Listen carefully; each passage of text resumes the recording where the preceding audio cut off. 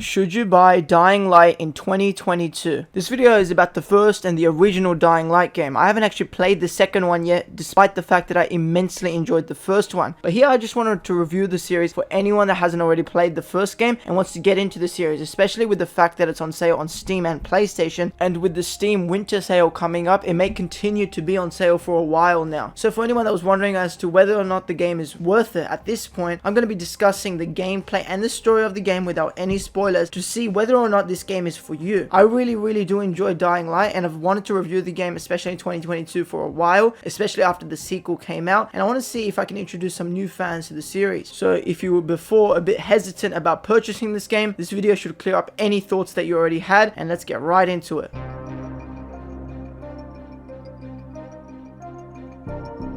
First, we'll discuss the gameplay of the game. And of course, for Dying Light, if you've heard anything about this game at all, it's going to be about the gameplay. The gameplay is the absolute star of this game. It's what everyone talks about when discussing the game and what you should purchase the game based on. The gameplay here is absolutely fantastic. Of course, the story is a bit generic, and I'm going to talk about that in the next section, but the story is still quite a good story overall, especially for the environments that it takes you in. But the gameplay here is just absolutely incredible. There's two main facets to the gameplay here, and I would say that's the parkour of the game and the traversal overall, as well as the combat in the game. So let's first talk about the parkour. Never have I played any other video game with such beautiful parkour. I played Mirror's Edge, I haven't played Catalyst yet, and I really believe that Techland took the best aspects of Mirror Edge's parkour systems and integrated it into the apocalyptic world that is in Dying Light. As you're jumping around the city, looking over the landscapes, looking around, jumping away from enemies, you're going to be amazed at the tricks that you can do. Parkour here is fantastic. I can't even describe it in words. It's just so much fun, so fluid, so excellently made, and you're going to see yourself just spending tens and tens of minutes or even hours just jumping around onto rooftops and then jumping off and then seeing whatever tricks and slides and different things that you can do with the traversal in this game.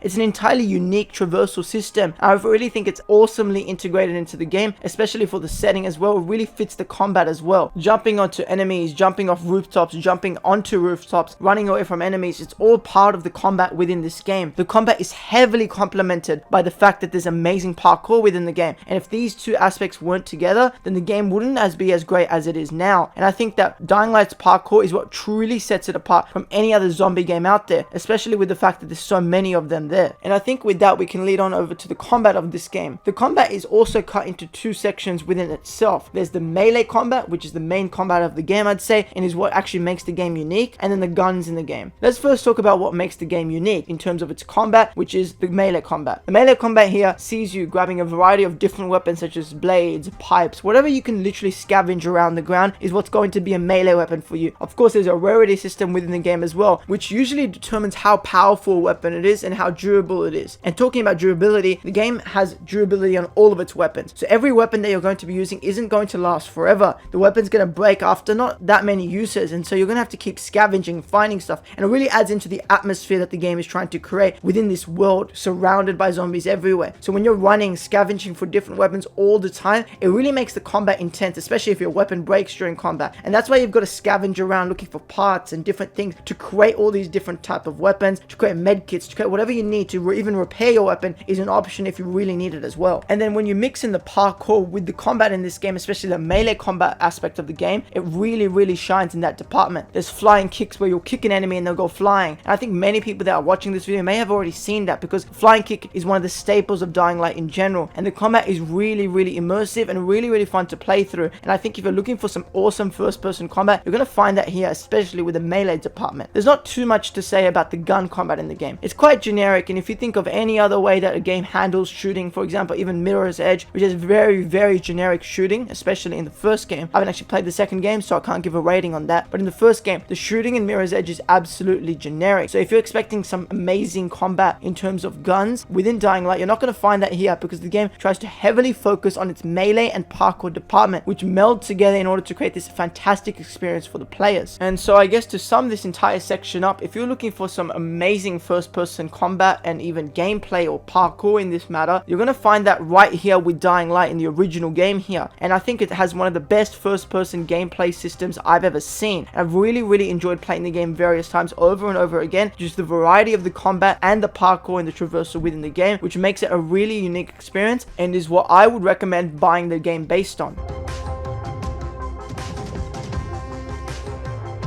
Now we're just going to quickly glaze over the story aspect of the game. I'm not going to say main characters' names or even give a synopsis of the game because it's quite generic and you're not going to find anything extremely unique when you're looking for a story in Dying Light. The game doesn't have some sort of Last of Us story or something crazy in that caliber or Walking Dead or something like that. It's a pretty generic zombie story, but it is still quite interesting and it definitely helps the gameplay in many of its aspects, taking you to new locations, new areas, which really complements how the gameplay systems within the game works. So if you're looking for an amazing story, you're not going to find that with Dying Light. Although there is really interesting characters, especially the villain is quite interesting. Although he is generic, I did still find the character moments quite powerful, especially from him, and some of the quotes he says are quite interesting as well, making you ponder on different things. But the main character himself, Kyle Crane, is quite generic and he's not really anything special. You're not going to be looking at some sort of Arthur Morgan or some sort of Joel when you're looking at Kyle Crane. It's quite a generic protagonist and it's not something you haven't seen before in media, especially in zombie media. So although I would like to recommend the game on the story aspect, I really can't do that because it's quite a generic story and I don't want to persuade someone on purchasing the game based on this merit alone. It's quite an alright story. I'd give it about a 7 out of 10. But what really elevates this game in general is its gameplay and parkour. So don't look at the story expecting something absolutely incredible. Just go in knowing that the story's going to be alright. You're going to enjoy it while you're there. But it's not something you're going to come back to year and year on end, especially just for the story. You're going to be coming back for the gameplay. So I really wouldn't recommend purchasing the game based on the story aspects of the game alone.